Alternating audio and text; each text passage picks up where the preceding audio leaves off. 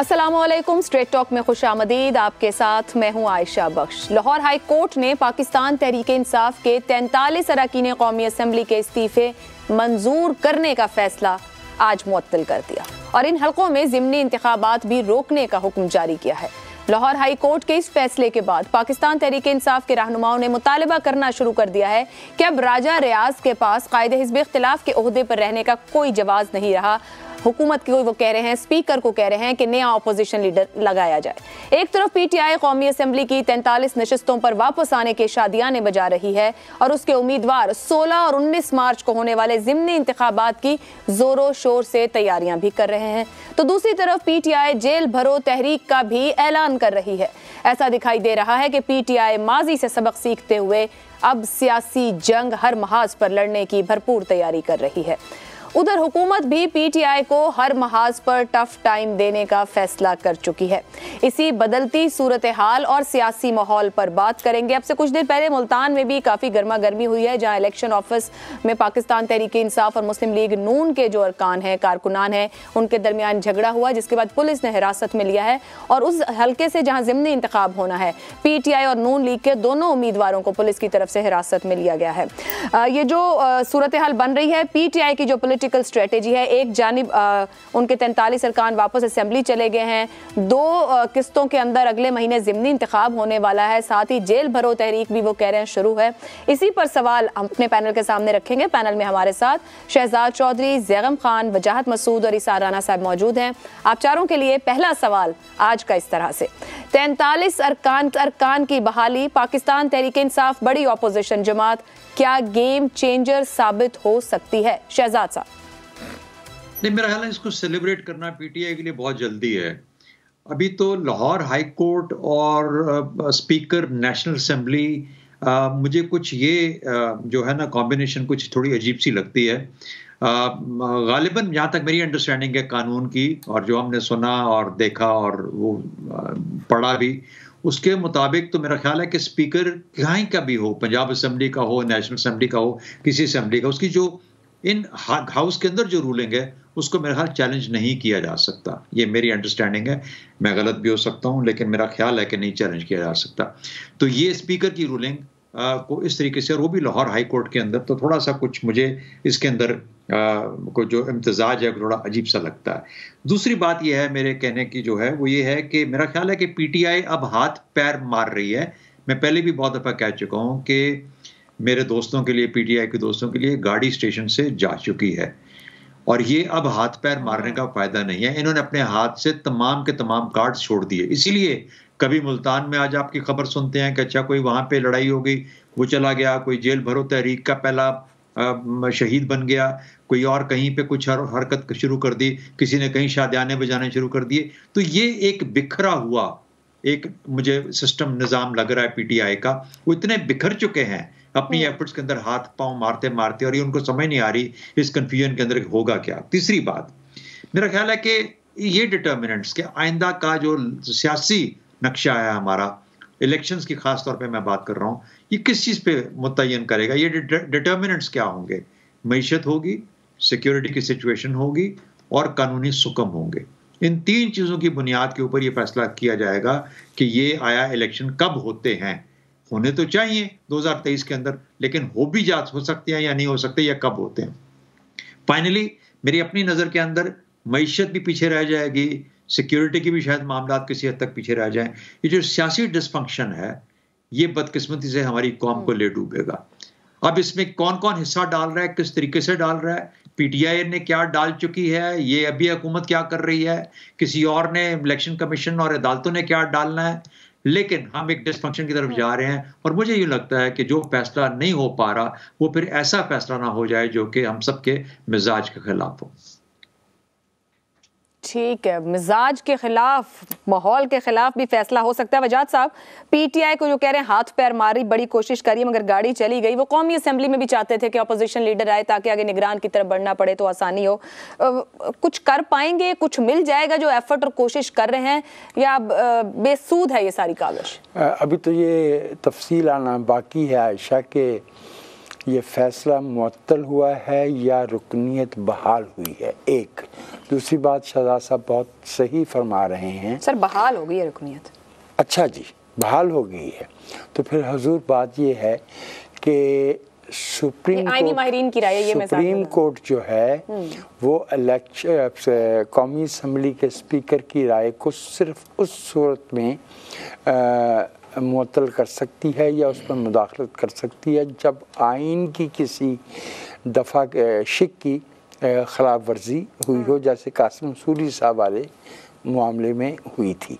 और तीसरी बात, अगर आप इलेक्शन भी लड़ना चाहते हैं और 43 सीटों पे वापस भी जाना चाहते हैं, आप 43 के 43 तो वो नहीं है ना जिन पे इंतखाब हो रहा है, तो वो 33 सीटें जो है अभी उनका फैसला आना दो हिस्सों में अगले महीने, और सबसे एक महीना रह गया, 33 और 31, 16 और 19 को 16 और 19 को ठीक हो गया ना। एक वो मामला है। और फिर 25 अरकान जो पीटीआई के थे वो अंदर बैठे हैं, वो एब्सटेन करेंगे, ठीक है। और ये भी मुमकिन है कि वहाँ पे कुछ और मामला चले जाएं। जिस तरफ शहजाद साहब इशारा फरमा रहे हैं, मेरे ख्याल में उसमें बहुत वज़न है। वो हल्का बंदियों का मामला भी है, उसमें जो है वो ये भी मुमकिन है कि जो भी तहरीके जो भी कायदे हिज़्ब इख्तिलाफ हो, अगर उसकी कायदे ईवान के साथ मुफाहमत नहीं होती निगरान हुकूमत पे, तो फिर मामला तो फिर इलेक्शन कमीशन के पास चला जाएगा। फिर वही तो अभी हमने पंजाब और केपी के में हालात देखे भी, फिर हमने इनके हिसाब से कुछ ना हुआ। लेकिन एक बात जो शहजाद साहब ने की है, करेक्ट मी अगर मैंने जिस तरह परसीव किया और आपके परसीव करने में डिफरेंस हो, उन्होंने कहा कि जो कुछ सियासी अदम इस्तेहकाम, पार्लिमानी सियासी अदम इस्तेहकाम जिस तरफ जा रहा है, तो फिर मिजाज से हटकर भी कुछ हो सकता है। मामूल ये मैं उनका इशारा समझ गया था। वो इतना ड्रैकोनियन प्रोस्पेक्ट है कि शायद अभी उसकी तरफ सोचना भी नहीं चाहिए। मेरे ख्याल में ज़्यादा इम्पोर्टेंट जो है वो मुआशी सूरत हाल है। मुआशी सूरत हाल ज़्यादा बड़ा डिनोमिनेटर होगी। ये सियासी अदम इस्तेहकाम तो आज से थोड़ी है, चल ही रहा है और हमेशा से आप यूं कह रहे हैं। ज़ैगम साहब, सियासी अदम इस्तेहकाम तो है, लेकिन जो आज मुल्तान में हुआ, आप मुल्तान में ही मौजूद हैं, थोड़ा सा हमें बताइएगा, क्योंकि मैं इसके साथ ही जब हम ज़िमनी इंतखाब की भी बात कर रहे हैं, जो नताइज आने होंगे, क्योंकि एक महीना इलेक्शन होना है, अगर कागज़ जमा करवाने पर, ये इंतखाबी कागज़ देने के ऊपर इलेक्शन ऑफिस में ये हालात हो रहे हैं, तो नताइज भी कबूल होंगे? किस किस्म के चेंजेस गेम चेंजर साबित हो सकते हैं? आयशा साहिबा, ये तो हम पहले से ही देख रहे हैं कि नताइज कबूल नहीं किए जा रहे। खाली नताइज कबूल नहीं किए जा रहे, बल्कि आला अदालतों के फ़ैसले तस्लीम नहीं किए जा रहे, इलेक्शन कमीशन की रूलिंग्स और फैसले तस्लीम नहीं किए जा रहे। हमारा पॉलिटिकल सिस्टम इस डिसफंक्शन की तरफ जा रहा है, और जो सियासी डिसफंक्शन है उसके असरात माशरे पर पड़ रहे हैं, पूरे सियासी कल्चर पर पड़ रहे हैं। हमारे पूरे माशरे में एक जहर एक सरायत कर गया है, और ये का इख्तलाफ है जिस तरह बाज़ सोसाइटीज़ में जो घर घर में फैल जाता है, जिसके नतीजे में तशद्दुद होता है, आपके पूरे माशरे की जो परफॉर्मेंस है और जो माशरे की प्रोडक्टिविटी है उस पर असर पड़ता है। मैं तो बहुत इस बात पे ख़तरा महसूस कर रहा हूँ कि इसके मुज़मरात पाकिस्तान की सियासत पर, पाकिस्तान की माशरत पर, हमारी जमहूरियत पर, हमारी मईशत पर, हर चीज़ पर बड़े होंगे। हर दिन के हिसाब से ख़तरा बढ़ रहा है, और हमारे रहबरान को मिल बैठकर इस बारे में सोचना चाहिए कि वो मुल्क को किधर लेकर जा रहे हैं। अब जहाँ तक आपके सवाल की बात है, मैं एहतराम के साथ दोस्तों से इख्तलाफ करता हूँ। मेरी राय शुरू से ये रही है कि ये बहुत ही आसान मामला है, और अगर पीटीआई अदालत में जाएगी तो उनको रिलीफ मिलेगी। अदालत उनको पहले भी रिलीफ दे चुकी है। इस्तीफ़ों को कबूल करने का मामला इतना सादा नहीं है कि स्पीकर साहब किसी का भी इस्तीफ़ा कबूल करके उनको असम्बली से निकाल बाहर करें, और ये आइनी मामला भी है, और आइन की शिक को असम्बली के रूल्स ऑफ प्रोसीजर के साथ मिला के पढ़ा जाएगा, जो बहुत वाज़े हैं। उसकी एक तरह की तशरीह स्पीकर साहब पहले कर रहे थे, और एक तरह की तशरीह वो अब कर रहे हैं। अब देखिए, जिस तरीके से उन्होंने, मेरे ख्याल है बाकियों पर भी रिलीफ ली जा सकती थी, लेकिन जो ये वाले 43 हैं, इस पर तो वो इंटीमेट कर चुके थे स्पीकर साहब को कि इन इस्तीफ़ों को कबूल ना किया जाए, क्योंकि रूल्स ऑफ प्रोसीजर ये कहते हैं कि अगर इस्तीफ़ा स्पीकर को खुद हाथ से लिखा हुआ कोई मेंबर देगा तो उसको स्पीकर साहब कबूल कर लेंगे। अगर वो खुद नहीं देंगे तो स्पीकर साहब पूरी तसल्ली करने के बाद उसको कबूल करेंगे। तो वो कह रहे थे मेरी तसल्ली नहीं हुई, फिर एकदम उनकी तसल्ली हो गई। ये खुशायंद बात है, ये मेंबर वापस जा रहे हैं। सबसे बड़ी पार्टी है, अपोजिशन के बगैर असम्बली नहीं होती। वो गेम नहीं होती जिसमें एक जमात हो, जिसमें एक साइड हो। पीटीआई का हक है कि वो असम्बली में भी बैठे और उसके साथ साथ लीडर ऑफ अपोजिशन की सीट भी ले। उन्हें पहले से अंदाजा होना चाहिए था कि असम्बली जो है उसमें जो अपोजिशन का किरदार है वो हुकूमत से कम अहम नहीं होता। उन्होंने जिस तरह असम्बली को छोड़ा, उन्होंने असम्बली की बेतौकीरी की। उम्मीद करनी चाहिए कि अब वो वापस जाएंगे और असम्बली की इज्जत का ख्याल करेंगे, अपना जमहूरी किरदार अदा करेंगे वहाँ। ठीक है इसार राना साहब, गुफ्तगू हुई, ये पॉलिटिकल डिसफंक्शन और इकोनॉमिक डिसफंक्शन की बात हो रही है, क्या मुकाबला कर सकते हैं? 1 साल हो गया, हम तो हर दिन गुजरता ज्यादा बुराई और खराबी लेकर आ रहा है माशरे की तरफ, लेकिन क्या पीटीआई अंडरस्टैंड करते हुए जो खुद उन्होंने जगह छोड़ी, आज उसी जगह को हासिल करने की कोशिश में यहाँ तक आए, तब्दीली लाएंगे, गेम चेंजर साबित होंगे? देखिए पीटीआई का इस वक्त जो ख्वाहिश है ना, वो कहते हैं कि नाले खाओ खुबानियत नाले पनो बदाम। वो कहते हैं कि हम असम्बली में भी रहें और ज़िमनी इंतखाबात में भी रहें, जेल भरो तहरीक भी चलाएं, यानी चौपड़ियाँ नाले दो। तो वो अब इस चौपड़ियों के चक्कर में है। लेकिन जो आज का फैसला है ना, वो देखिए असल रोला ये कहीं नहीं है कि पीटीआई की बड़ी ख्वाहिश है कि कौमी असम्बली में वापस जाए। अगर उसने जाना ही होता तो वो छोड़ती ना। असल मसला है, असल रोला है लीडर ऑफ द अपोजिशन का, क्योंकि लीडर ऑफ द अपोजिशन ने लीडर ऑफ द हाउस से मिलकर निगरान हुकूमत का फैसला करना है। और वहाँ पे जो राजा रियाज हैं वो रोज़ कहते थे राजे राजे खांदे बिलियाँ बिलियाँ तक दियाँ। तो वो राजा खाते खाते अब बिल्लियों को भी एहसास हुआ कि कल ही सारी खीर खा जाएगा। तो वो ये चाहते हैं कि हमारी वापसी हो। तो असेंबली में झगड़ा खीर का है असल। और किस चीज़ के, किसी ने हाफिज साहब से पूछा, हाफिज साहब हलवा खाएंगे? उन्होंने कहा तो अन्ना खा दिली हो समय। तो बात यह है कि असल जो मसला है वो ये है कि आने वाले वक्त में जो निगरान सेटअप बनेगा, अगर मियाँ शहबाज शरीफ बैठे और राजा रियाज बैठे तो फिर समझ ले कि Santa Singh and Banta Singh one of the same thing. तो पीटीआई जो है ये चाह रही है कि हमारी वापसी हो। हमारे अगर 43 लोग भी वापस जाते हैं, मगर यहाँ पर वेज़ इलाही साहब थे, इनको क्या मिल गया? ये निगरान हुकूमत को भी बोल रही है तो इससे भी मुतमईन नहीं है। यहाँ तो फिर पीडीएम के हिसाब से ही सब कुछ हुआ, तो वहां ये क्या कर लेंगे जिस तादाद में होगा? अभी बताया ना उनके साथ के ही तो पहले एब्सटेन किए हुए हैं। बात ये आयशा कि वहां होना तो वही है, होना तो वही है, जो होना है। परनाला वहीं बहेगा, ठीक है ना। पंचों का कहा सर आंखों पे होगा, परनाला वहीं बहेगा। लेकिन भाई एक एतमाम हुज्जत तो है ना, अपना एक वोट, एक आप अपना वो रजिस्टर तो कराते हैं ना कि भाई हम ये चाह रहे थे, आपने ये किया, ताकि किसी वक्त में ये कहा जा सके कि जी देखें पंजाब में भी उन्होंने मनमानी की, इलेक्शन कमीशन ने, विफाक में भी इलेक्शन कमीशन ने मनमानी की, और पीटीआई ये अब उसे समझ आ गई है कि वो किसी तरह भी वॉकओवर, या उस गलती का एहसास हो गया है कि वो खुद छोड़ कर गए और उसी कौमी असेंबली में वापस जा रहे हैं। देखें वो जो गालिब ने कहा था ना, हाय उजूद पशेमा का पशेमा होना, वो पशेमानी अब इतनी लेट हो गई है कि उसका कोई it is of no use. लेकिन अगर ये 43 लोग वापस चले जाते हैं तो फिर ये समझें कि अपोजिशन लीडर जो है इन 43 लोगों में से बनेगा, और 43 लोगों का जब अपोजिशन लीडर बनेगा तो डेफिनेटली जो आगे जाके निगरान हुकूमत सेटअप बनना है उसमें जो पीटीआई का अपोजिशन लीडर होगा उसका रोल बहुत होगा, चाहे बाद में इलेक्शन कमीशन पे गेंद चली जाए और इलेक्शन कमीशन वही करे जरा पहले। लेकिन कुछ दिन सियासत तो होगी उस मामले पर, भरपूर होगी, और वो वॉक ओवर नहीं देना चाहते कौमी असेंबली में। और वो मुझे नहीं लगता जिन लोगों ने मुस्लिम लीग नून को वॉक ओवर दिया है ना, मुझे नहीं लग रहा कि वो कोई पूरा वॉक ओवर दे रहे हैं। इस फैसले पे सुप्रीम कोर्ट में अपील जा सकती है? नहीं, वो तो जाएगी, कहीं ना कहीं तो जाएगी। और सुप्रीम कोर्ट में अभी तो लाहौर हाई कोर्ट का फैसला है ना ये, तो आगे जाके ये सुप्रीम कोर्ट में भी जाएगी। लेकिन चैलेंज कौन करेगा? हुकूमत चैलेंज करेगी। जी, पीटीआई ने तो न्योंदरा डाल दिया ना, उन्होंने कह रही है वापस आ जाए, अंदर आ जाए, कहती रही आखिरी में। वो कहती रही है लेकिन अब नहीं कहेंगे ना, अब तो वो चैलेंज करेंगे।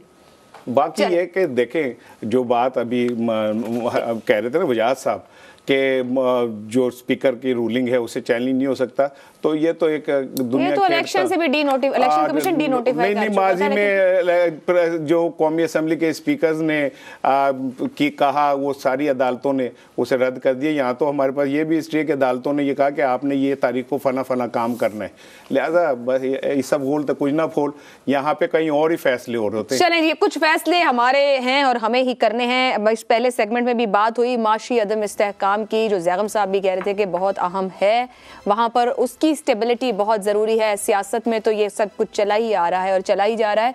IMF मौजूद है, मीटिंग्स जारी हैं और IMF से इमदाद के लिए इंतहाई सख्त शराइत का मुतालबा पाकिस्तान से किया जा रहा है।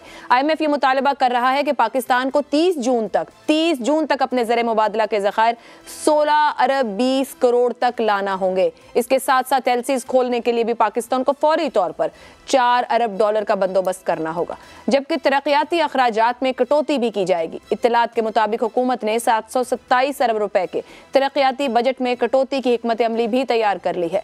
तरक्याती बजट में 350 अरब तक कमी हो सकती है, जिससे मुख्तलिफ वजारतों के कई मंसूबे मुतासर होंगे। इसमें सेहत, तालीम, हाउसिंग, खुराक और मौसमियाती तब्दीली के शोबे शामिल हैं। बिजली और गैस के नरखों में 50% का इजाफा करना होगा। दूसरी तरफ FBR ने रवा माली साल के लिए मुकर्रर करदा 7,470 अरब रुपए का टैक्स हदफ पूरा करने की यकीन दहानी करवा दी है। एक हुकूमती ऑप्शन यह भी है कि स्टेट बैंक में अब तक बड़ी तादाद में non resident dollar amnesty accounts खुल चुके हैं। इसी तरह पाकिस्तानियों को डॉलर अकाउंट्स खुलवाने की पेशकश की जाएगी। इन अकाउंट्स के बारे में कोई सवाल नहीं पूछा जाएगा और उनको 7.5% सालाना मुनाफा देने का ऑप्शन भी ज़ेरे गौर है। ये बैंक अकाउंट्स 5 साल की मियाद के लिए होंगे और ये नहीं पूछा जाएगा कि अकाउंट्स में जमा कराए गए डॉलर कहाँ से लाए गए हैं। यह है वो माशी हालात और सूरत हाल जिनके तय होने पर ही IMF प्रोग्राम मिलेगा। इसी मामले पर सवाल रखेंगे अपने पैनल के सामने। सवाल इस तरह से है, IMF प्रोग्राम की सख्त शराइत हुकूमत नामुमकिन को क्या मुमकिन कर पाएगी? शहजाद साहब। अच्छा देखिए, मुझे नहीं मालूम कि IMF वाले जब यहाँ पे हैं, अब हफ्ता 10 दिन हो गए, वो अखबार खोल के पढ़ते हैं पाकिस्तान के या नहीं, या वो टीवी के चैनल्स कुछ देखते हैं यहाँ पे। ज़्यादा तो उर्दू में ही है, अंग्रेजी का तो चैनल अब रहा नहीं यहाँ पे, सिवाय एक PTV बहरहाल में ग्लोबल और समथिंग। तो बाहर सूरत, और उसके ऊपर तो हम बड़ी अच्छी अच्छी बातें करते हैं, लेकिन अगर वो कोई पाकिस्तानी अखबार खोल के देख लें तो पता नहीं वो रोजाना सुबह उठ के क्या कहते होंगे कि आया हम इनको ट्रस्ट कर सकते। इनके जो अमूमी हालात हैं, और मैं बार बार इसका ताल्लुक पहले सवाल से भी है, जो कि मेरे असल में होता यूं है कि जब हम जवाब देते हैं, अब दोस्तों से गुजारिश के साथ ये अर्ज कर रहा हूं, वो ये है कि हम एक बड़ी आइडियल एनवायरनमेंट में कानून के लिहाज से और उसके जुजियात के लिहाज से बात करते हैं। क्या ये एनवायरनमेंट जिसमें मेलाफाइडे इस्टेब्लिश होना होता है, ये एग्जिस्ट करता है, या पूरे का पूरा निजाम ही मेलाफाइडे होता जा रहा है? यानी अगर किसी को उसका हक नहीं मिलता, चाहे वो सियासी है, चाहे वो जाती है, चाहे वो शख्सी है, चाहे वो लीगल है, तो वो पूरा निजाम क्या मेलाफाइडे इस्टेब्लिश करने में फेल होता जा रहा है? तो मुझे यूं लगता है कि जब मेलाफाइडे इस्टेब्लिश करना आपके निजाम के लिए मुश्किल हो जाता है, या नहीं कर पाता, या नहीं करना चाहता, या आपका निज़ाम क्वेश्चनेबल बन जाता है, तो फिर किसी सूरत में चाहे मुआशी हो, चाहे जाती हो, चाहे कोई और हो, मेरे ख्याल में उसके ऊपर बहुत बड़े सवालात खड़े हो जाते हैं और उठ जाते हैं। इस वजह से IMF का जो प्रोग्राम है, मुझे तो यूँ लगता है कि IMF इन अखबारों को पढ़ के और हमारे हालात को देख के शायद वो इन किसी बात पर यकीन भी ना करे, अगर ये कहें कि जी हम सब कुछ करने को तैयार हैं। आपका बुनियादी सवाल ये था कि आया हम सब ये कुछ कर सकते हैं कि नहीं, मुझे ये बताइए, और आगो के उसका सवाल आगे चल के आएगा। पहली चीज़ ये होती है गवर्नमेंट को छोटा करो। अब गवर्नमेंट की डेफिनेशन जब करेंगे आप अपने आइन के हिसाब से, ये नियत की बात है ना, गवर्नमेंट की डेफिनेशन आइन के हिसाब से करेंगे तो वो कहेंगे बिल्कुल ठीक है, आइन के मुताबिक 5 एडवाइजर होने चाहिए, 31 या 35 उसके वजीर होने चाहिए, and that is what we have. बाकी एडवाइजर जितने मर्जी लगा ले, उसके स्पेशल असिस्टेंट जो है, स्पेशल असिस्टेंट आप 86-88 पे ले जाएं जो कि हमारे चले गए, लेकिन that is all being paid out of public expenditure, public fund में से पैसा जा रहा है। तो कहने का मतलब ये हुआ कि सबसे पहले तो कोई आपको सवाल पूछेगा कि ये जो लल्ले तलल्ले हैं, ये जो दफ्तर हैं, ये जो गाड़ियां हैं, ये झंडे हैं, इनको कब से कब कम करोगे? जब कम करोगे तो उसके बाद हम यकीन करेंगे कि तुम अपने अखराजात को कंट्रोल और काबू कर सकते हो। फिर सबसे बड़ा सुकम जो है हमारे IMF के करंट प्रोग्राम के अंदर $16.5 बिलियन, ये किस तरीके से 30 जून तक हम कर पाएंगे? 5 अरब डॉलर का कहते हैं हर तरफ से भी हमारी बात मान ली जाए, हर मुल्क हमारी बात मान, मल्टीलैटरल हमारी बात मान ले, उसके बावजूद 5 अरब का $5 अरब का एक बहुत बड़ा होल है जो पाकिस्तान को किसी ना किसी तरीके से पूरा करना। कौन करेगा, कहां से लेके आएंगे? मुझे यूं लगता है कि हम इस इम्तिहान में 9वें और 10वें रिव्यू के इम्तिहान में जब ये फॉर्मली होगा हम फेल कर जाएंगे और इस वजह से IMF का प्रोग्राम शायद दोबारा शुरू ही ना हो पाए। I hope that is not the case, पर मुझे यूं लगता है कि जब तक हम अपने मामलात को खास तौर पर सियासी तौर पर दुरुस्त नहीं करेंगे, हमारे मामलात को जो सुधरना शुरू होता है, चाहे वो उसके फिर असरात मईशत पे आएंगे या बाकी जगहों पे, वो उस वक्त स्टार्ट होंगे जब हमारी सियासत अपने तौर पे सीधा अपना रास्ता तय कर पाएगी। शहजाद साहब चले मैं थोड़ा ऐड कर देती हूँ। अभी जो इस वक्त ताज़ा तरीन अपडेट आ रही है उसमें वजीर मुमलिकत बराए खजाना आयशा गौस ये कह रही हैं कि जल्द मुआहदे की नवीद है। हुकूमत की कोशिश है आम आदमी पर बोझ ना डाला जाए, बिजली टैरिफ टैक्स जो है वो सिर्फ साहिब सरवत पे लाया जाएगा। क्या पिक एंड चूज करके कुछ चीज़ों को एडजस्ट करते हुए हुकूमत किसी हद तक अपनी शराइत रखते और किसी हद तक उनकी शराइत को लेते? अगर हुकूमत ये कह रही है और कामयाबी उनको दिख रही है तो आप समझते हैं कि कुछ कर पाएगी? देखिए बात यह है कि ये तो अभी स्टाफ लेवल के ऊपर एग्रीमेंट होगा ना, वो भी 10 दिन से बैठे हुए, वो भी घर जाना चाहेंगे, इसलिए कहीं ना कहीं पे तो कोई बात कर जाएंगे। जब फॉर्मल रिव्यू होगा, जब फॉर्मल रिव्यू में जाएंगे ये लोग, तो उस वक्त तक, अभी से लेकर उस वक्त तक के क्या सियासी हालात बनते हैं, क्या सियासी मंजरनामा बनता है, हमने मुआशी तौर पर क्या जो स्टेप्स लेने हैं वो हम लेंगे या नहीं लेंगे, क्या एक मिनी बजट आएगा या नहीं आएगा, किस तरह का आएगा। अभी तक तो आपको लाहौर हाई कोर्ट ने एक दिन मना कर दिया कि आप 300 यूनिट से कम के किसी को आप बिजली की कीमत नहीं बढ़ा सकते, आप वो जो रिलीफ दिया हुआ सब्सिडी दी हुई है नहीं कर सकते। ये भी लाहौर हाई कोर्ट का फैसला है। तो कहने का मतलब ये हुआ जब तक आपका लीगल, पॉलिटिकल और बाकी निज़ाम जो है, जो स्ट्रक्चर और गवर्नेंस का निज़ाम है, वो अलाइन नहीं हो जाता, यकजा नहीं हो जाता और एक तरफ समत में नहीं चलना शुरू करता, मेरे ख्याल से ना ये मुमकिन होगा हासिल करना और ना कोई हम पे यकीन करेगा। तो इसलिए मुझे नहीं लगता कि पाकिस्तान के लिए ये बहुत बड़ा इम्तिहान बन जाएगा। शायद हमें कोई बिल्कुल ही बहुत बड़ा इम्तिहान बन जाएगा और एक मुश्किल रहेगी, यानी कि मुमकिन शहजाद साहब कह रहे हैं नहीं रहेगा। और इसमें भी कोई शक नहीं कि मिनी बजट हम के लिए भी एक माशी जलजला बनेगी सूरत हाल, और जो सियासी अदम इस्तेहकाम है वो उसको और आगे लेकर जाएगा। इसी सारी सूरत हाल पर मजीद गुफ्तगू करेंगे हम एक ब्रेक के बाद। स्ट्रेट टॉक में आपको एक बार फिर खुशामदीद कहेंगे। हम गुफ्तगू कर रहे थे IMF प्रोग्राम की सख्त शराइत, हुकूमत नामुमकिन को मुमकिन कर पाएगी। शहजाद साहब को सूरत हाल मुश्किल दिखाई दे रही है, यानी कि नामुमकिन लगता है। ज़ैम खान साहब, आपके ख्याल में क्या आसान रहेगा? जो शराइत सामने रखी जा रही, ट्रस्ट फैक्टर की भी बार बार बात हुई ऊपर, आपके ख्याल में वो बन जाएगा? माजी के जो हालात रहे, श्रीलंका को ताखीर हुई, IMF के पास ही जाना पड़ा, लेकिन हालात कहाँ ले गए? बांग्लादेश वक्त से पहले चला गया। हम मुतमईन कर देंगे उन शराइत को या फिर हम मुश्किल में आ सकते हैं? मेरे ख्याल है हमें घबराना नहीं चाहिए। इसाक डार साहब से ज़्यादा IMF को कोई नहीं जानता और उन्हें IMF की परवाह भी नहीं है। उनके पास सब कुछ बंदोबस्त मौजूद है और उस बंदोबस्त के जो नतायज हैं वो आने शुरू हो गए हैं। आपका जो सवाल था, अगर मैं उसको रिफ्रेज करूं तो वो ये है कि 4 महीने पहले जो मुमकिन था उसको इस हुकूमत ने तकरीबन नामुमकिन बना दिया है और अब इस नामुमकिन को 4 दिनों के अंदर मुमकिन बनाना है। और अगर ये मुमकिन ना बनाया गया तो उसके बाद जो डिफ़ॉल्ट है, जिसको कहते हैं steering us in the face, हमारी आंखों में आंखें डाल के इस वक्त डिफ़ॉल्ट खड़ा हुआ है। $3 बिलियन के सिर्फ रिजर्व रह गए हैं। कितने $बिलियन उस ज़िद की नज़र हो गए हैं जो इसहाक डार साहब ने लगाई कि एक्सचेंज रेट को मैंने कंट्रोल करना है। एक A लेवल का स्टूडेंट भी ये जानता है, यानी एक FA का स्टूडेंट भी जो इकोनॉमिक्स पढ़ता है उसे ये पता होना चाहिए कि IMF एक्सचेंज रेट पर कभी कंप्रोमाइज़ नहीं करता, मैनिपुलेटेड कंट्रोल्ड एक्सचेंज रेट पे। और इन्होंने ये काम किया।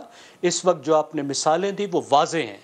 बीमारी जब शुरू हो तो जितने जल्दी आप इलाज कर लें उसका बेहतर होता है, और जितनी आप वक्त गुजारते जाएंगे उतना ही तकलीफ़ दे ऑपरेशन आपको करवाना पड़ेगा। इस वक्त तकलीफ़ बढ़ चुकी है, लेकिन अगर ये तकलीफ़ नहीं बर्दाश्त करेंगे, जो डिफ़ॉल्ट की तकलीफ़ है उसके जो नतायज हैं उसका हम अंदाज़ा भी नहीं लगा सकते।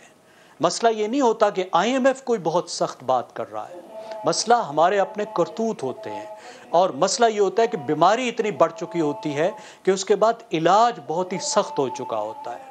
IMF तो सादा सी बात कर रही है कि आपका जो करंट अकाउंट डेफिसिट है आप कैसे कंट्रोल करोगे, ज़रा बताओ, और आपका जो बजट डेफिसिट है आप कैसे कंट्रोल करोगे। प्लान तो आपने बना कर दिया, IMF तो कह रहा है इस प्लान पर। ज़ैगम साहब मुझे जरा इजाजत दीजिएगा, कतई कलामी की माजरत, आप यहीं से गुफ्तगू शुरू कीजिएगा, मैं आपकी तरफ वापस आती हूँ। थोड़ा सा हमें ऑडियो में इशू आ रहा है, आपको दोबारा लेती हूँ, यहीं से बात आगे बढ़ाएगा। इसार राना साहब, जो ज़ैगम साहब ने बात की है कि 4 माह के अंदर मुमकिन को नामुमकिन और अब 4 दिन में नामुमकिन को मुमकिन करना है, हमारी कोई कल सीधी है, हम कोई बात कोई चीज़ सोचकर सही डायरेक्शन में उसको उसके मंतकी अंजाम तक ले जा सकते हैं?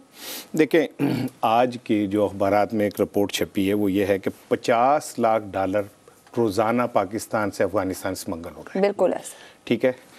मैं कहता हूँ कि हम टैक्स नहीं इकट्ठे कर पाते, हम बहुत सारे काम नहीं कर पाते, लेकिन हम इतने के नैले हैं कि हम वो स्मगलिंग जो हमारी आंखों के सामने ट्रालरों में हो रही है, हम उसे भी नहीं रोक पा रहे। ट्रालरों में जा रहे होंगे डॉलर? जी जी, हाँ? वो रिपोर्ट पढ़ें आप, वो मैंने बिल्कुल पढ़ी है। हाँ। मैं समझ से बाहर है कि ट्रालरों में डॉलर जा रहे हो। बस क्योंकि आप ट्रालर चलाते ही नहीं ना, जो चलाते हैं उन्हें पता है कि ट्रालरों में कहाँ रखना है। आपने ट्रालरों के पास चेक पोस्ट लगा रखी। हाँ, वो मैं यही तो कह रहा हूँ कि वो रिपोर्ट ये कहती है जिस मुल्क से रोजाना $50 लाख स्मगल हो रहा हो, आप उस मुल्क की जरा मईशत के ऊपर एक नजर डालें, और वो मुल्क जिसके पास $3 अरब सिर्फ अकाउंट में रह गया। अब आप देखें कि आने वाले दिनों में जो हम जिस खौफ का शिकार हैं, और अभी शहजाद भाई ने कहा कि 9वें-10वें रिव्यू में जाके हो सकता है कि मामला तोड़ ही ना निभ सके और हम फिर क्या नाम है सांप सीढ़ी की तरह 99 पे जाके सांप का डंक खा के 0 पे वापस आ जाएं। तो उससे पहले का जरा एक नजर आयशा आप देखिए, 119 अद्वियात पे 450% इजाफे का फैसला हो गया है। वो अद्वियात 119 जो इंसानी जान बचाने वाले से लेके इंतहाई ज़रूरी और फौरी मौजूदगी वाली अद्वियात हैं, वो 364% उनमें इजाफा होगा। अच्छा, दूसरी चीज़ ये कि मलिक बोस्तान साहब हैं, वो स्टॉक एक्सचेंज एसोसिएशन के वो हैं, उनका ये कहना है कि पाकिस्तानी सरमायादार $10 अरब पाकिस्तान में छुपा के बैठे हुए। तो फिर वो जो अकाउंट कह रही है गवर्नमेंट के बनाए जाए और उन्हें कहा जाए कि बनाए, इसमें रखें डॉलर। तो पुराना ख्वाब है हुकूमत का, हमेशा ही वो एक वो मिनिस्ट्री ले आती है। तो अपने ही लोग ट्रस्ट नहीं कर रहे हुकूमत पर, अपने ही लोग ट्रस्ट नहीं कर रहे। नहीं, बात ये कि हुकूमत की अपनी टांगे कांप रही है, उनमें रीट ही नहीं है। उनमें देखे ना $10 अरब लोग लेके बैठे हुए। और इसाक डार साहब, IMF से किसी ने पूछा कि जी आप इसाक साहब से पूछा आप IMF को मानते हैं? उन्होंने कहा जी नहीं मानते। उन्होंने कहा IMF तानू मान गया, तुसी मनो ना मनो, वो तानू मान गया कि भाई तुहाडे तो वध मुल्क को तबाह करने लिए कोई और नहीं चाहिए। अब $10 अरब इस मुल्क के अंदर मौजूद है, $50 लाख रोज जा रहे हैं, और आप रो रहे हैं। IMF ने सुन लिया तो वो ही ना परेशान हो जाए, या जो हम 50 लाख। बात ये कि IMF जो इधर आते हैं ना, शहजाद भाई कह रहे थे अखबार नहीं पढ़ते, वो ना पढ़े, उनके पास हर तरह की इतलात है, हमारी औकात उन्हें पता है हम क्या हैं, इसीलिए तो वो हमारे साथ खेल रहे हैं, ठीक है, हमारी बेबसी से खेल रहे हैं, इसीलिए तो वो हमें दे नहीं रहे, किलसा रहे हैं, हमें घसीट रहे हैं, क्योंकि उन्हें पता है। हमारी बेबसी ना कहें, इसे शराफिया की कहें, सारी आवाम को मत घसीटे। मुझे वापस ज़ैगम साहब के पास जाते हैं। आवाम बेचारे मासूम हैं, उनकी तो जेबें खाली हो रही हैं। ज़ैगम साहब अपनी बात प्लीज मुकम्मल कीजिएगा। जब मुतबादिल हमारे पास कोई नहीं है तो सर फिर कैसे होगा ये सब कुछ? तो उसकी बात ये है, उसका हल ये है कि आप बात माननी पड़ेगी। आपके पास 2 ही चॉइसेस हैं ना, बाज़-औक़ात आपके पास दोनों चॉइसेस बहुत तकलीफ दे होती हैं। या तो आपके पास एक अच्छी चॉइस मौजूद हो, एक बुरी चॉइस मौजूद हो, और आप कहें बुरी चॉइस क्यों लें, हम अच्छी चॉइस की तरफ जाते हैं। या तो जो हमें कहानियां सुनाते थे कि मुतबादिल इंतज़ाम हो गया है और दोस्त मुल्क जो हैं वो डॉलरों की बोरियां भर के हमारे लिए बैठे हैं, हम जाएंगे और लेकर आएंगे और उसके बाद IMF को आंखें दिखाएंगे और धाड़ेंगे, ले आए फिर वो बोरियां। वो जो डेटे देते थे वो किधर हैं?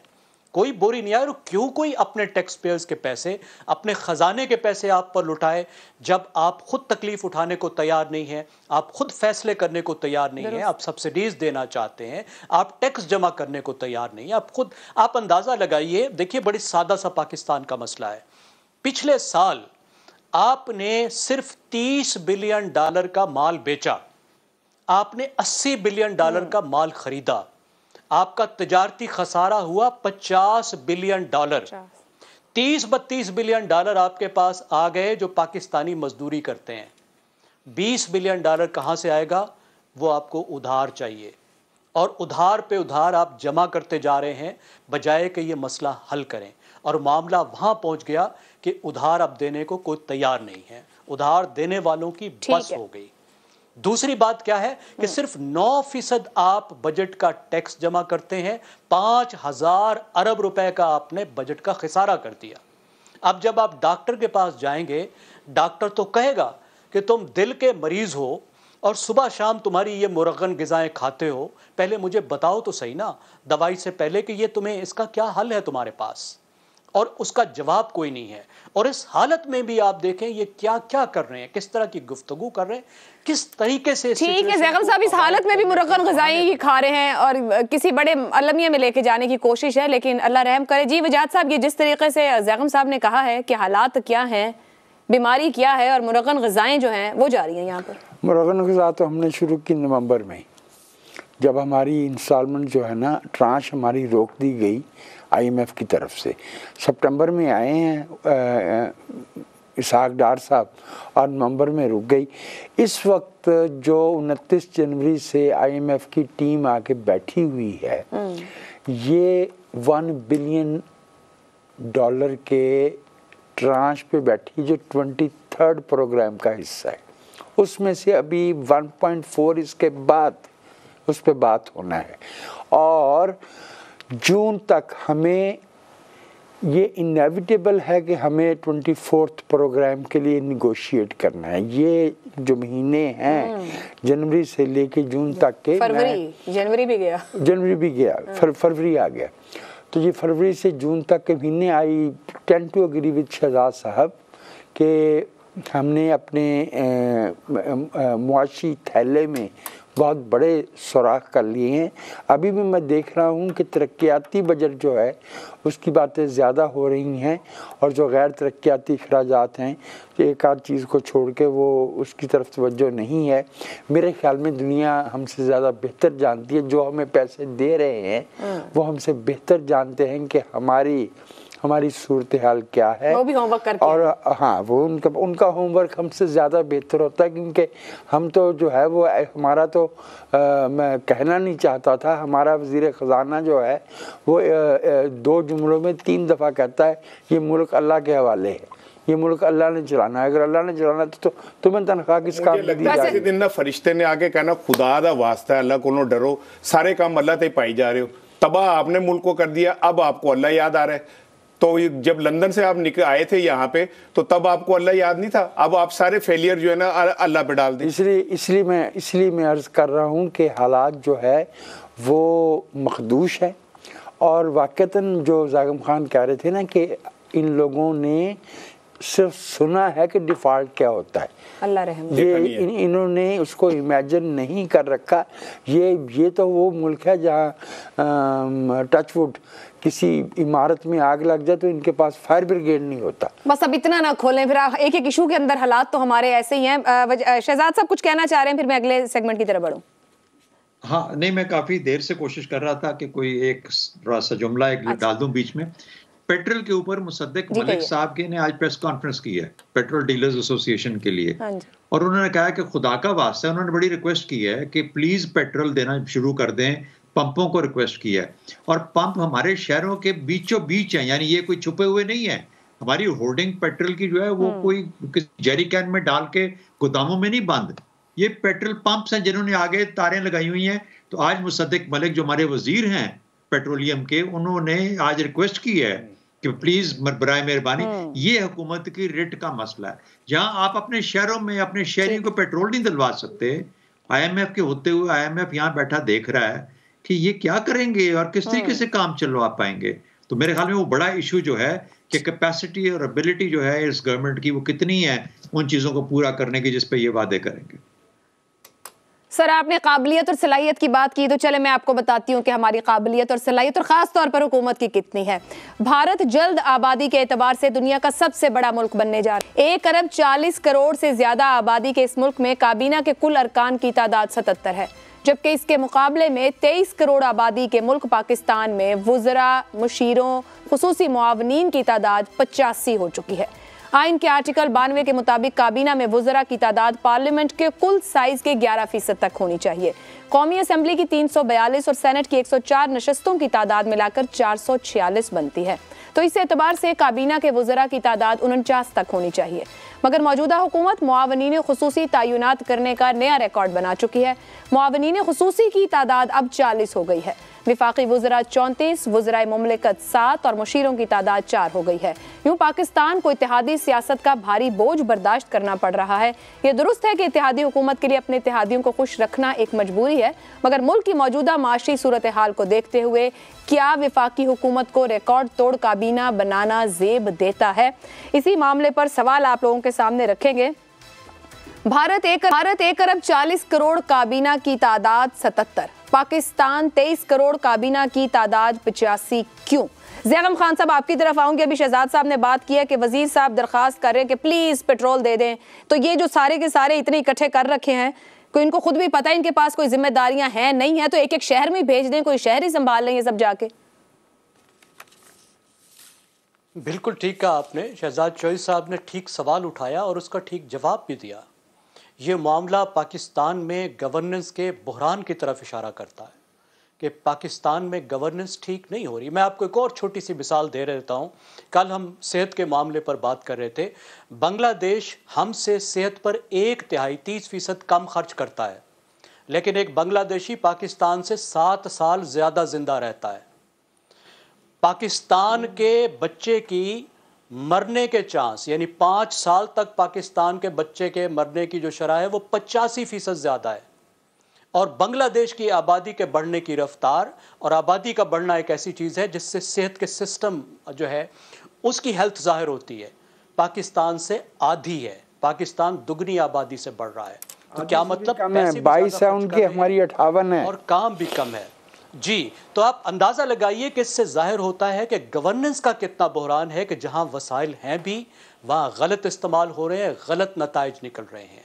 आपको क्या ज़रूरत है इतनी फ़ौज ज़फ़र मौज की, ख़ास तौर पे इस वक्त 18वीं तरमीम के बाद, जबकि वफाकी हुकूमत का किरदार भी महदूद हो चुका है।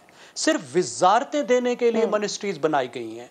वो महकमे जो सूबों को आप दे चुके हैं, जिसमें आप कोई लेना देना नहीं है, वो आपने महकमे जेली तौर पर बनाए हैं सिर्फ वजारतें बांटने के लिए। और एक एक चीज़ पे वज़ीर आज़म साहब को मावन चाहिए। ये ब्यूरोक्रेसी किस लिए होती है? आपके पास स्टेट में काम करने वाले सेक्रेटरीज मौजूद हैं, ब्यूरोक्रेसीज मौजूद है, थिंक टैंक मौजूद है। मकसद सिर्फ सियासी है कि पेट्रेज के सिस्टम पे पाकिस्तान को चलाया जाए, कि आपके जो क्लाइंट हैं उनको आप बांटें, चीज़ें दें, इख्तियार दें और पैसा दें और वो आपके लिए काम करें। और ये एक इंतहाई बुरा इमेज क्रिएट होता है कि अगर हुकूमत इन हालात में इतनी गैर संजीदा है तो किसी और को आप बेल्ट टाइटनिंग का क्या कहेंगे, जब आप खुद बेल्ट टाइटनिंग को तैयार नहीं है, पैसे इस तरीके से ज़ाय कर रहे हैं, अख्तियार और इक़्तिदार को इस तरीके से बांट रहे हैं, एक बंदर बांट लगी हुई है। तो हमें जो उम्मीद थी कि ये आकर गवर्नेंस को मुस्लिम लीग नवाज और PDM कुछ बेहतर करेंगे, ये बिल्कुल बेहतर नहीं कर सके। और जो हालात PTI के दौर में जिस तरीके से थे उसी तरीके के हैं या शायद पहले से भी खराब हो गए, आगे चले गए हैं। ज़ैगम साहब की गुफ्तगू में उन्हें गवर्नेंस का बहरान, शहजाद साहब ये जो क्यों है, ये कहीं मुर्गन ग़िज़ा की आदत हो गई है, ये किसी तरीके से दुरुस्त होगी? आपने जो बुनियादी सवाल है आपका, हिंदुस्तान अपने आइन के मुताबिक चल रहा है। उनको अपने आइन के मुताबिक जितनी जितनी ऑथराइजेशन है उस हिसाब से मिनिस्टर ऑफ स्टेट और स्पेशल असिस्टेंट्स या एडवाइजर्स और उसके बाद मिनिस्टर, फेडरल मिनिस्टर्स लगाए हैं उन्होंने।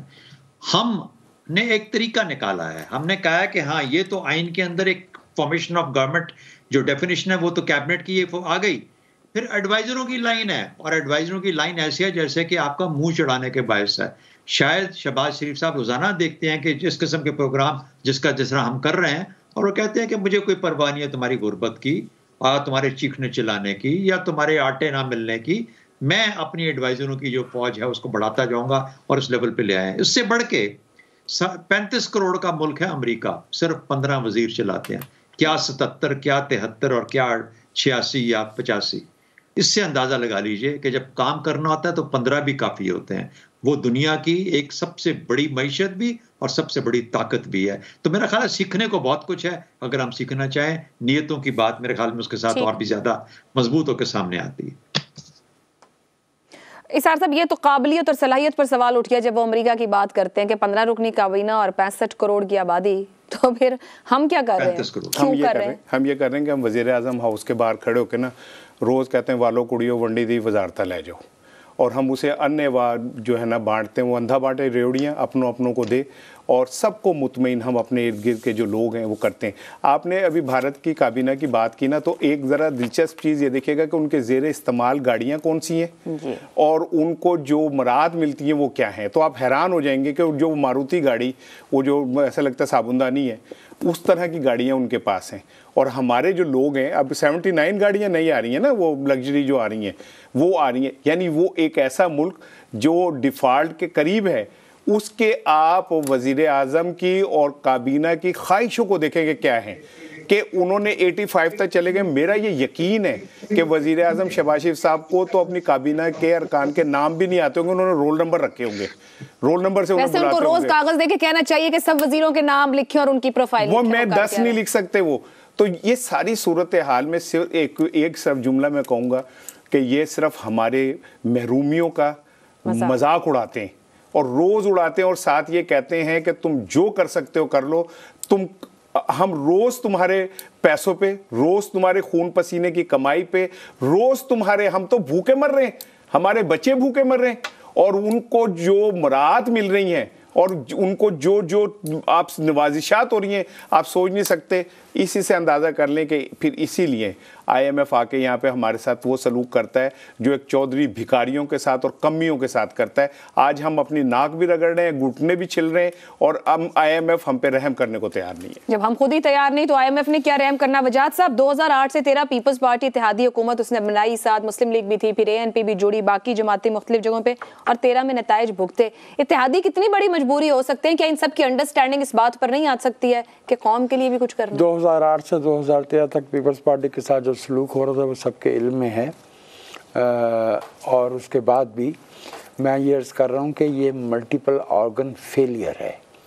ये इत्तेहादी हुकूमत का बनना, फिर इसमें ये 85 कैबिनेट होना, अगर गवर्नमेंट की रिट कायम हो तो उसके लिए 16 भी काफ़ी होते हैं। जहाँ हर कत्ल के मुकदमे में IG और DIG को खुद पहुँचना पड़े, यहाँ यानी गवर्नमेंट की रिट इस लेवल पे उतर आए कि एक नहीं तो ये 85 क्या कर रहे हैं सर? ये तो शहबाज शरीफ साहब की काबीना है। नवाज शरीफ साहब की काबीना से पहले जो काबीना गई है ना 50 थी, उसमें भी 7 मिनट वैसे सारे पुठे मशवरे यही दे रहे हैं ना जी, जितने भी पुठे मशवरे हैं। मैं यही आपसे अर्ज कर रहा हूँ कि ये मल्टीपल ऑर्गन फेलियर है। इसमें सियासी, मुआशी, समाजी, तमद्दनी सब मामला शामिल हो गए। जब हमने लोग इलेक्टेबल लिए हैं, जब हमने इलेक्टेबल्स को जो है ना वो असेंबली में लाके बिठाया है, तो वो वहाँ पे जो है वो लेजिस्लेशन करने तो नहीं आए। तो फिर अगर इतनी सलाहियत ही नहीं थी तो हुकूमत ही ना लेते। माफ़ कीजिएगा, सियासत एक ऐसी अमानत है जिसे इस तरह से नहीं छोड़ा जाता। ये बहुत बड़ी गलतफहमी है। ये बार बार ये बात की जाती है हुकूमत ना लेते, हुकूमत ना लेते तो इससे ज़्यादा बुरा हाल इसलिए होता है कि जो साहब तशरीफ़ फरमा थे उनके कम से कम 2028 तक के मंसूबे थे और वो खुल गए, तो वो सामने आ गए। कोई एक के थोड़ी है, हर एक के ऐसे ही होते हैं। हर बंदा जो है आने वाली प्लानिंग कर रहा होता है, हर बंदा जो है अपनी सियासत में अपने इक़्तिदार को दवाम बख्शने के लिए प्लान कर रहा होता है। इसका मकसद ये तो नहीं करके दवाम नहीं बख्शते, लेकिन इसका मकसद ये तो नहीं है कि चूंकि तुम 28 तक के लिए अब मनसूबाबंदी कर रहे थे लिहाजा हम आ गए और तुमने जो काम नहीं किया था वो करके दिखाएंगे। आप वो मनसूबाबंदी गैर आईनी, गैर दस्तूरी और बददियानती की थी, वो 2018 से भी बुरी होना थी। उन्होंने अपने मुंह से कह दिया कि वो बंदा जो है वो मेरा बंदा था। लिहाजा आप भूल रहे हैं कि मार्च और फरवरी में इस मुल्क में क्या हो रहा था। नहीं, लेकिन ये तो इन्होंने भी कह दिया कि हमें इसलिए लाए थे कि हम ये काम करें, तो इन्होंने नहीं कहा। जावेद लतीफ ने 10,000 दफा एतराफ नहीं किया, खुद मरियम साहिबा ने नहीं किया, तो वो क्यों ना करते? क्या मुल्क को जो है वो मजीद 5 साल के लिए सूरत हाल में जिम्मेदार तो वही है ना वजाद साहब। फिर उनको ये तो नहीं कहा जा सकता कि बाकी सब ये कर रहे हैं तो वो भी आज गलत एग्जोनरेट नहीं कर रहा। मैं जो कह रहा हूँ वो ये है कि हमने हर खेत में इंसानों के सर बोए हैं, हमने सियासी अमल में मुदाखलत करके ये सारी खराबियां पैदा की हैं, मुआशी भी, सियासी भी और तमद्दनी भी। हमें ये नहीं करना चाहिए, इसलिए फिर 85 रुकनी काबीना रखना ठीक बनता है। माफ कीजिएगा, आप 85 पे बार बार जिक्र कर रहे हैं। मैं एक और फिक्र में है, लेकिन वो मैं टीवी की स्क्रीन पे वो दे नहीं सकता क्योंकि वो कुछ बढ़ जाएगी। प्रोग्राम खत्म होते हुए ये ना पता चले जी, हमारे प्रोग्राम का वक्त भी खत्म हो गया है। वजाहत साहब भी कुछ सोच रहे हैं कहना है या नहीं कहना, लेकिन मुझे तो जाहिर बात है प्रोग्राम के इख्तिताम की तरफ लेके जाना है। गुफ्तगू यही हुई कि काबिलियत और सलाहियत हो तो कम लोग भी वो वजन उठा सकते हैं। अगर इत्तेहादी हुकूमत है तो कितना इसकी लेवरेज ली जा सकती है कि सबको मैनेज करना है, सबको मैनेज करते करते जो दरअसल जिम्मेदारी है कहीं वही मैनेज होने से न रह जाए। मुझे इजाज़त दीजिए, अल्लाह हाफ़िज़।